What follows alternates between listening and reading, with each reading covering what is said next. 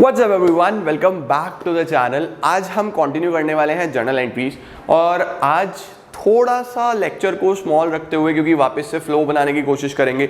Homework आपका ये है कि आपको रिवीजन करना है, एक बार शुरू के जितने भी जर्नल एंट्रीज के पार्ट्स आए हैं उन्हें रिवाइज करो। और आज एक इंपॉर्टेंट कॉन्सेप्ट तुम लोगों को कराने वाला हूँ, इसको बहुत ध्यान से देखना।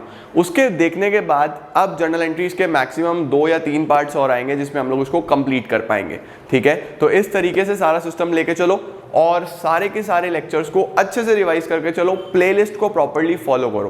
प्लस कुछ बच्चे इसमें कंफ्यूज थे कि नाम एनसीईआरटी में अलग है, तो you don't need to worry. मैंने जिस ऑर्डर में प्लेलिस्ट बनाई है आपको उसी ऑर्डर में उसको फॉलो करना है। आपके एनसीईआरटी में नेम जरूर अलग है बट कॉन्सेप्ट सारे सेम है। तो without wasting any time let's begin. तो गाइज आज हम सीखने वाले हैं ओपनिंग एंट्री के बारे में। हमारी जर्नल एंट्रीज में एक इंपॉर्टेंट टॉपिक होता है ओपनिंग एंट्री।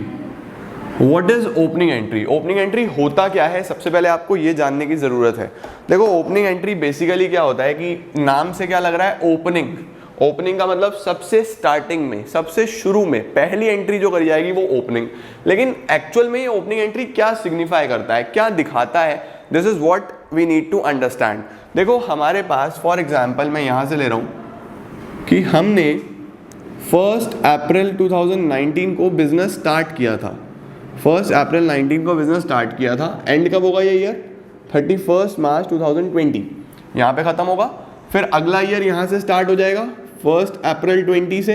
ये कब ख़त्म होगा? 31 मार्च 2021। ऐसे ये ईयर चलते रहते हैं, ईयर बाय ईयर हमारी बुक्स ऑफ अकाउंट चलती रहती हैं। अगर मैंने यहाँ बिजनेस शुरू करा है तो बिजनेस की शुरू में मैंने एक तो कैश ले आया, इंट्रोड्यूस करा मैंने कैश, सपोज 1 लाख रुपीज़ का। ऐसे ही मैंने कुछ बिल्डिंग पे पैसा लगाया 80,000 का। ऐसे ही मैंने कुछ गुड्स भी स्टार्टिंग में लिए थे 50,000 रुपीज़ के। ये सिर्फ एग्जांपल्स हैं। ये मैंने स्टार्टिंग में इससे बिजनेस शुरू करा था। इसके बाद जैसे जैसे बिजनेस आगे बढ़ता रहा वैसे वैसे ईयर के बीच में मैं कुछ एसेट्स कुछ लाइबिलिटीज़ मेरे आते जाते रहे। कुछ एसेट्स आ गए, कुछ लाइबिलिटीज़ आ गए। ये होते होते होते होते हमारा ईयर एंड आ गया। ये ईयर एंड पे एक बिजनेस के पास एसेट्स भी होती हैं और एक बिजनेस के पास लाइबिलिटीज भी होती हैं, दोनों चीजें होती हैं। अब हमारा जब ईयर एंड हो गया, जब हम नेक्स्ट ईयर में आ रहे हैं, अगला ईयर हमारा शुरू हो रहा है, तो ईयर के शुरू में ये पता होना ज़रूरी होता है कि मुझे किससे पैसा लेना है, किसको पैसा देना है, क्या मेरी एसेट्स हैं, क्या मेरी लाइबिलिटीज़ हैं, मुझे अपनी पोजीशन के बारे में पता होना ज़रूरी है।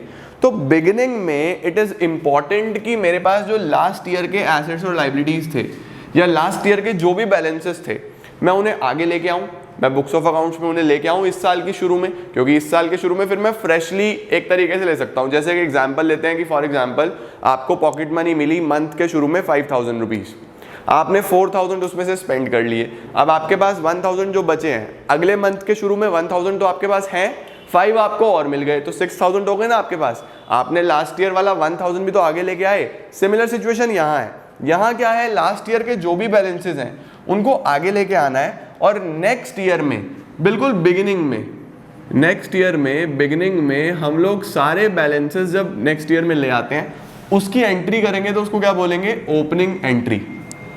बात समझे? बेसिकली सभी बैलेंसेस जो लास्ट ईयर के थे वो इस ईयर में फॉरवर्ड करने की एंट्री को ही हम लोग ओपनिंग एंट्री बोलते हैं। ओपनिंग एंट्री को सर कैसे करना है, क्या इसके रूल्स हैं, एक बार ये समझ लो फटाफट। मुझे पूरी उम्मीद है तुम लोगों को ये समझ में आया होगा। अब ओपनिंग एंट्री के रूल समझो। ओपनिंग एंट्री जब भी करनी है तो कुछ ज़्यादा कॉम्प्लिकेटेड कुछ भी नहीं है, बहुत बेसिक सिस्टम है। इसमें आपको ध्यान रखना है क्या कि ऑल एसेट्स आर डेबिटेड, सभी एसेट्स डेबिट करे जाते हैं, उसका नेचर भी यही है। And all liabilities are credited, सभी लाइबिलिटीज को क्रेडिट करा जाता है, उसका नेचर भी यही है। सभी एसेट्स को डेबिट कर दो, सभी लाइबिलिटीज को क्रेडिट कर दो, यही इनका नेचर है। अब आप मुझे बताओ कि फॉर एग्जाम्पल मैंने लिखा कि एसेट्स अकाउंट डेबिट 2 लाख, मेरे एसेट्स 2 लाख के थे। 2 लाइबिलिटीज, यही तो एंट्री बनेगी, एसेट्स 2 लाइबिलिटीज। 2 लाइबिलिटीज 1,50,000 की मेरी लाइबिलिटीज थी। अब हमें ये चीज़ तो पता है कि एसेट्स और लाइबिलिटीज दोनों साइड मैच करते हैं, तो ये मैच करना चाहिए था। जबकि 2 लाख इधर आ रहा है 150, तो अभी तो मैच नहीं हो रहा। इधर 50,000 का और बैलेंस आ रहा है, ये 50,000 क्या आ रहा है मेरा? बैलेंस। तो इसमें बैलेंस को किस नाम से लिखूं? इस बैलेंस को मैं किस नाम से लिखूं? आपने अकाउंटिंग इक्वेशन पढ़ा, अकाउंटिंग इक्वेशन में आप क्या फॉर्मूला लिखते हो? Assets is equal to liabilities plus capital. क्या ये आपका बेसिक एक अकाउंटिंग इक्वेशन होता है? Assets is equal to liabilities plus capital. अब आप मुझे बताओ, एसेट्स यहाँ पे 2 लाख है, लाइबिलिटीज 150 है, तो जो बचा हुआ डिफरेंस है वो क्या है? कैपिटल है या नहीं है? बचा हुआ डिफरेंस क्या होता है? कैपिटल। तो यहां से मेरा कैपिटल देखो कितना आएगा? 2 लाख माइनस 150। 50,000 का कैपिटल यहां आया या नहीं आया? यही तो मैं बोल रहा हूं। ये जो 50,000 आया, इसको आप किस नाम से लिखोगे? इसको लिखोगे आप लोग टू कैपिटल। ये हमेशा किस नाम से लिखा जाएगा? कैपिटल के नाम से लिखा जाएगा। तो रूल नंबर 1 तो ये हो गया, सभी एसेट्स डेबिट कर दो, सभी लाइबिलिटीज क्रेडिट कर दो। रूल नंबर 2 क्या होगा? रूल नंबर 2 होगा हमारे पास, if the balance comes on credit side, अगर बैलेंस क्रेडिट साइड में आता है,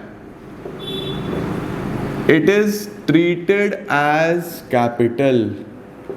इसको क्या ट्रीट करना है? क्या मान के चलना है? कैपिटल मान के चलना है। अब हम एक एग्जांपल और ले लेते हैं।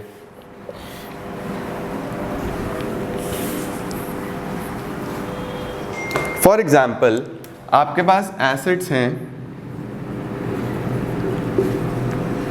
2 लाख और लाइबिलिटीज हैं 2 लाइबिलिटीज।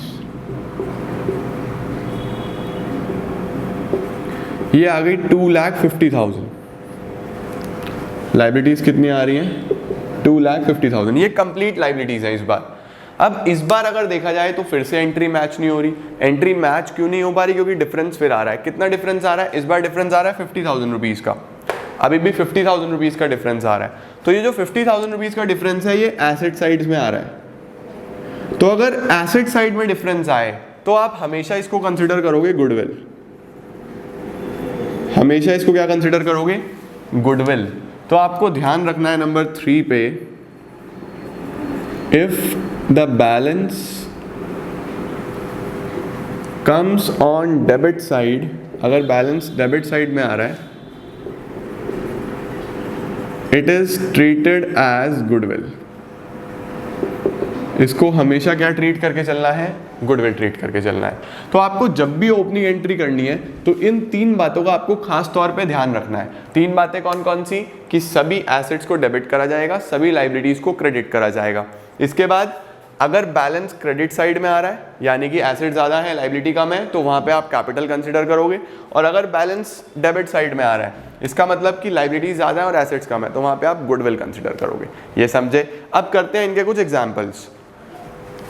जल्दी से हम लोग एग्जाम्पल करेंगे। फॉर एग्जाम्पल, हमें ये गिवन है कि कुछ एसेट्स दिए हैं, जैसे प्लांट एंड मशीनरी 5 लाख। आप मेरे साथ साथ एंट्री करना। Land and building 2 lakh, stock 1 lakh, debtors 40,000, bank loan 5 lakh, creditors 1 lakh. बस इतना लिखा हुआ है और आपको कहा जा रहा है pass opening entry. Pass opening entry, opening entry pass करो। तो आपको क्या करना होता है? आपको सबसे पहले आइडेंटिफाई करना होगा कि क्या मेरे एसेट्स हैं और क्या मेरी लाइबिलिटीज़ हैं। Plant and machinery asset, land and building asset, stock asset, debtor asset, loan liability, creditor liability. ये हमने आइडेंटिफाई कर लिया कि ये एसेट्स हैं और ये लाइबिलिटीज़ हैं।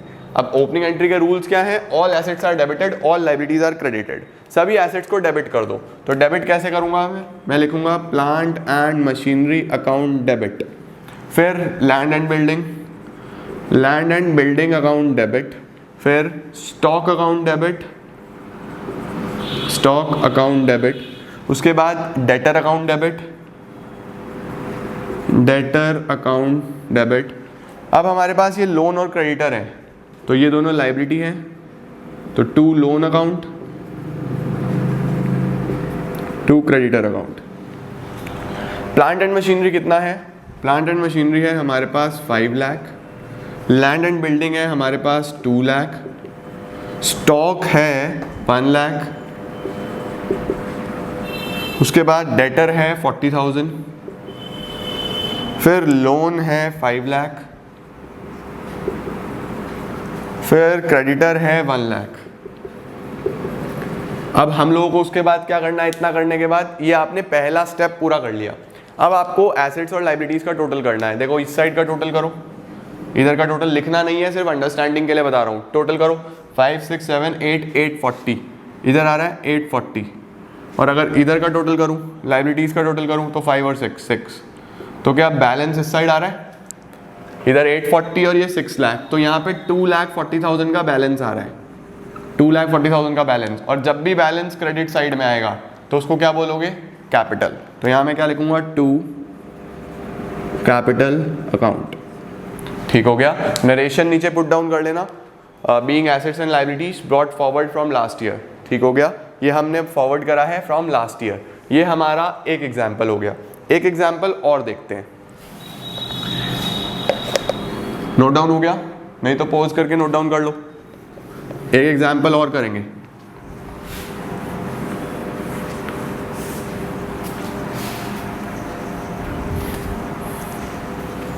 हम लोग एक एग्जाम्पल और लेते हैं। इस बार आपको गिवन है plant and machinery 50,000, land and building 1 lakh.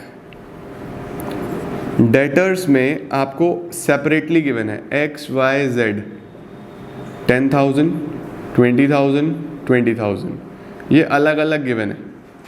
Creditors x, इसको लेते हैं पी और Q, P Q 50,000, 10,000। Stock 80,000, loan 5 lakh और bank overdraft 20,000, overdraft 20,000 rupees. This is sufficient. इसकी आपको ओपनिंग एंट्री करनी है। अब इसकी ओपनिंग एंट्री करनी है तो पहले एसेट्स और लाइबिलिटीज का कैटेगराइजेशन कर लें। Plant and machinery asset, land building asset, debtor asset, creditor liability, stock asset, loan liability, overdraft भी आपकी liability.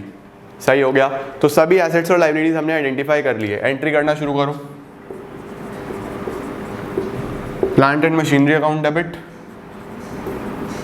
Land and building account debit. Debtors अब जब अलग अलग होते हैं तो आपको अलग अलग उनका नाम लिखना होगा। जब भी डेटर्स अलग अलग होंगे तो सबका नाम अलग अलग लिखना है। तो X account debit, Y's account debit, जेड्स account debit, X Y Z. मैंने प्लांट मशीनरी लिख दिया, लैंड बिल्डिंग लिख दिया, डेटर लिख दिया। उसके बाद स्टॉक 80,000, स्टॉक अकाउंट डेबिट। उसके बाद क्रेडिटर है, लोन है और ओवरड्राफ्ट है। 2 creditors, 2 bank loan, 2 bank overdraft।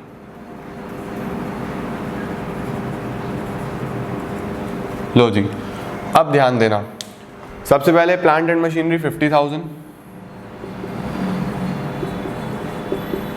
Land and building 1 lakh, 10 20 20, X Y Z है 10 20 20, 10,000, 20,000, 20,000, 10 20 20। स्टॉक है 80,000, स्टॉक इज 80,000।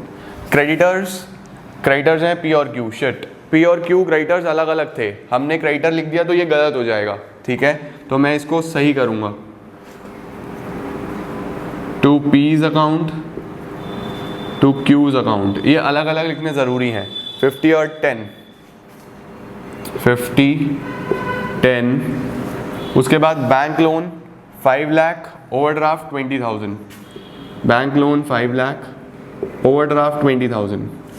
अब हमें सिर्फ इनका टोटलिंग करनी है और देखना है बैलेंस कौन सी साइड में आ रहा है। यही हमें ओपनिंग एंट्री में करना होता है। जल्दी से इस साइड का टोटल बताएंगे सभी लोग मुझे, अपनी अपनी कॉपीज में करके चलेंगे। 1,50,000, 160, 180, 2 लाख, 280। इधर का टोटल आ रहा है 2,80,000। I don't know red is visible और नॉट।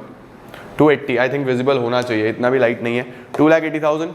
और इधर का अगर करें तो 5 लाख तो यही है, 520, 530 एंड 50, 580, ये आ गया 580।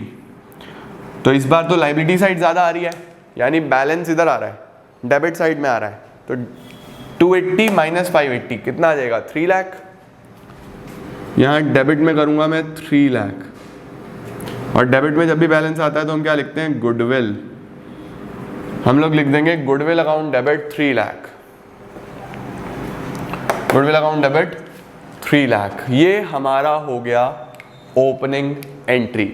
ये बेसिक रूल्स हैं, अगर डिफरेंस डेबिट में आ रहा है तो गुडविल लिखना है, क्रेडिट में आ रहा है तो कैपिटल लिख देना है, बस आपको इस चीज़ का ध्यान रखना है। इसके नोट्स बना लिए, अच्छे से आज रिवाइज करो। इस पे बेस्ड जो आपकी बुक्स में, चाहे आप डीके गोयल फॉलो कर रहे हो, चाहे आप टीएस गरेवाल फॉलो कर रहे हो, जितने भी क्वेश्चंस हैं उन्हें आज ट्राई कर लो। और नेक्स्ट पार्ट में हम लोग कुछ और बढ़िया एंट्रीज देखेंगे, बढ़िया लेवल की 3 पार्ट्स और आएंगे जनरल एंट्रीज के, जो कि तीनों मोस्ट इंपॉर्टेंट होने वाले हैं। This is it for today guys. Video अच्छा लगे तो लाइक कर देना और सभी अपने 11th वाले फ्रेंड्स के साथ शेयर करना। Thank you so much.